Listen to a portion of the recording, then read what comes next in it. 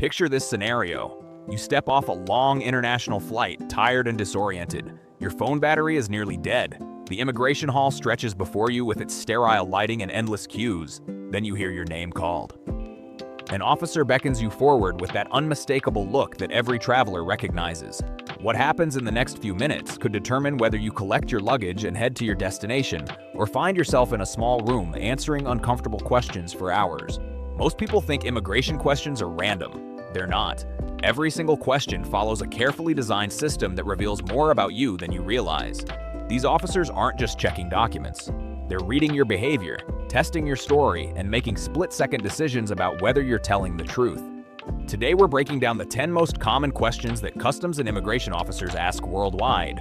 More importantly, you'll learn exactly why they ask each one and how to respond in a way that gets you through smoothly every time.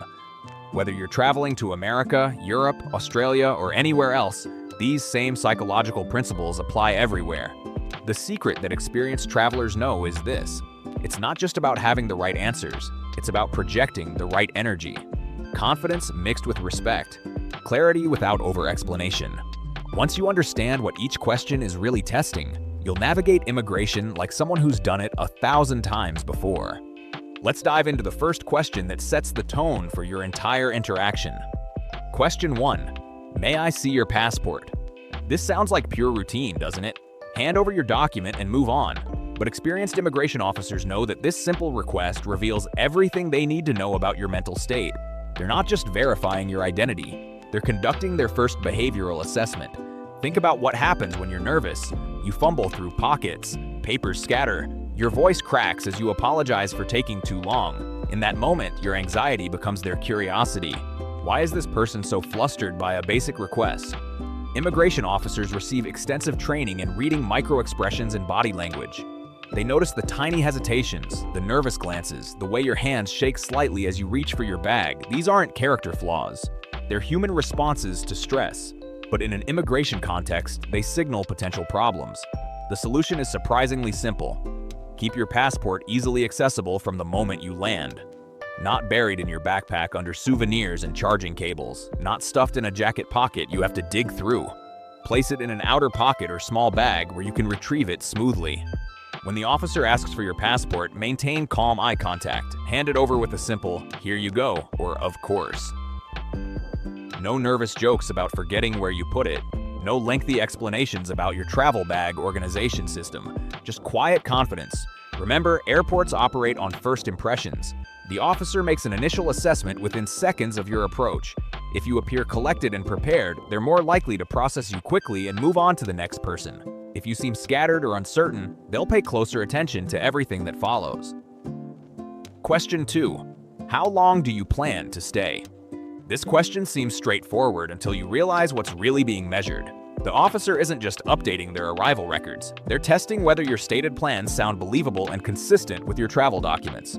Every country tracks visitors who overstay their authorized period. It's a significant immigration concern worldwide. When an officer asks about your intended length of stay, they're mentally comparing your answer against statistical profiles. Does this person's response match typical patterns for their nationality, age, and stated purpose of travel? The key is providing a clear, specific time frame without unnecessary elaboration. Say, "I'll be here for 10 days," or 2 weeks for vacation. Don't hedge with phrases like "probably about 2 weeks," maybe a little longer depending on how things go. That uncertainty suggests you haven't fully committed to leaving. Avoid the temptation to provide context unless specifically asked. Don't mention that your friend invited you to stay longer, or that you might extend if you love the country, or that your return ticket is flexible. These details, while innocent, can trigger additional scrutiny about your true intentions. The magic phrase is confident specificity. Give them a number, stick to it, and let your tone convey that this timeline is both realistic and firm. Officers appreciate travelers who have clearly defined plans because it suggests they've thought through their visit responsibly. Question 3. What's the purpose of your visit? Now we reach the question that can shift the entire conversation from routine to investigative. When an officer asks about your visit's purpose, they're cross-referencing your answer against your visa type, travel history, and the digital footprint of your booking information. Immigration systems are more sophisticated than most people realize. Your stated purpose should align with the type of visa you're using, your flight itinerary, any hotel reservations linked to your booking, and even your social media activity if they choose to look. Inconsistencies between these data points raise immediate red flags. The three safest categories are tourism, business, and education. If you're visiting for pleasure, say, "I'm here for vacation," or tourism. If it's work-related, respond with business meetings or attending a conference. For study purposes, mention educational program or language course. Where people get into trouble is when they try to be conversational or provide too much background. Saying, "I'm visiting friends" immediately prompts follow-up questions about who these friends are, where they live, and how you met them. Suddenly, you're providing personal details that may not align perfectly with your travel documentation. Keep your answer contained within the official purpose categories. If pressed for more details, provide them calmly and briefly. But never volunteer information that wasn't requested. Immigration interviews aren't social conversations. They're structured assessments with specific objectives. Question 4. What do you do for work? Your occupation tells a story that extends far beyond your job title. When an immigration officer asks about your work, they're evaluating several risk factors simultaneously. Does this person have stable employment that requires them to return home? Do they have the financial means to support their stated travel plans? Does their job align with their travel purpose? Employment status serves as a proxy for what immigration experts call ties to home country. Someone with a steady job is statistically more likely to return as scheduled compared to someone who's unemployed or between positions. This isn't moral judgment, it's risk assessment based on decades of immigration data. Provide a clear, professional answer without elaboration. "I'm a teacher," "I work in marketing," or "I'm a software engineer." Resist the urge to describe your daily responsibilities or recent workplace changes. The officer wants to categorize you quickly, not learn about your career trajectory. If you're between jobs, recently retired, or self-employed, frame your status positively. Instead of "I'm unemployed," try "I recently completed a project and I'm taking a vacation before starting my next position." Instead of "I don't really work," say "I'm self-employed in consulting," or "I'm retired from accounting." The goal is conveying stability and legitimacy without sounding rehearsed. Your tone should suggest that your travel plans make perfect sense given your current life situation. Question 5. Are you traveling alone? This question tests your consistency against information the immigration system already possesses. Modern booking systems link passenger records, seat assignments, and travel itineraries in sophisticated ways. Before you answer, the officer likely knows whether someone else shares your flight details. They're not just verifying facts. They're observing whether you provide information that matches their data. Inconsistencies here can trigger deeper investigation, even if the discrepancy seems minor. If you're solo, keep your response simple and confident. "Yes, I'm traveling alone." Then stop talking. Don't explain why you chose to travel solo or justify your decision to explore independently. Your travel companion status isn't a confession that requires elaboration. If you're traveling with someone, provide basic information without unnecessary details. "I'm traveling with my sister." Or, "My friend is on the same flight." Don't launch into stories about how you met, why you decided to travel together, or what you plan to do separately versus together. The psychological principle at work here is that nervous travelers tend to over-explain simple situations. Confident travelers answer directly and wait for the next question. Every extra word you provide is an opportunity for follow-up questions you probably don't need. Question 6. Do you have family in this country? This question probes what immigration professionals call pull factors. The presence of family members in the destination country can influence someone's likelihood of overstaying their authorized visit or attempting to remain permanently through unofficial channels. The officer isn't making moral judgments about family relationships. They're evaluating statistical risk based on immigration patterns. People with close relatives in a country are statistically more likely to extend their stays beyond what their visas allow. If you don't have family in the country, answer clearly and briefly, "No, I don't have any family here." Resist the urge to add explanations like, "I don't know anyone in this country at all," or "This is completely new territory for me." These additions sound defensive without reason. If you do have family members in the destination country, expect follow-up questions about their status, location, and relationship to you. Prepare honest, brief answers. "My cousin lives in Chicago," or "My sister works here on a student visa." Provide requested information without volunteering additional family details. The key insight is that officers evaluate your reaction more than your actual answer. If your tone changes, if you hesitate, or if your body language shifts when discussing family connections, they notice these behavioral cues immediately. Question 7. Have you been to this country before? Porsche. Here's where many travelers feel trapped, not because the question is difficult, but because they assume it's designed to catch them in a lie. The reality is more straightforward. Immigration systems maintain comprehensive travel histories, and this question verifies that your memory aligns with their records. Your previous visits are logged in databases that officers can access instantly. They're not testing your honesty about historical facts they can verify in seconds. They're observing how you recall and present information about your travel background. If this is your first visit, say so directly. No, this is my first time here. Don't elaborate about how excited you are or how long you've wanted to visit. Keep it factual and brief. If you've visited before, provide a clear time frame without unnecessary storytelling. Yes, I was here 2 years ago for business. Or, I visited last summer with my family. Don't describe your previous experiences or explain what you did during earlier trips unless specifically asked. The behavioral assessment continues here. Officers notice if your voice changes when recalling dates, if your eyes shift while accessing memories, or if you seem uncertain about basic timeline information. These microexpressions can signal deception even when you're telling the truth but feel nervous. Question 8. Do you have anything to declare? This question represents the intersection between immigration and customs enforcement. It's where honest mistakes can create serious problems and where attempted deception always backfires. Customs officers are extensively trained in spotting behavioral indicators of concealment. The declaration requirement varies significantly between countries and applies to items you might not expect. High-value electronics, certain medications, food products, significant amounts of cash, and even some cosmetics can require declaration depending on your destination.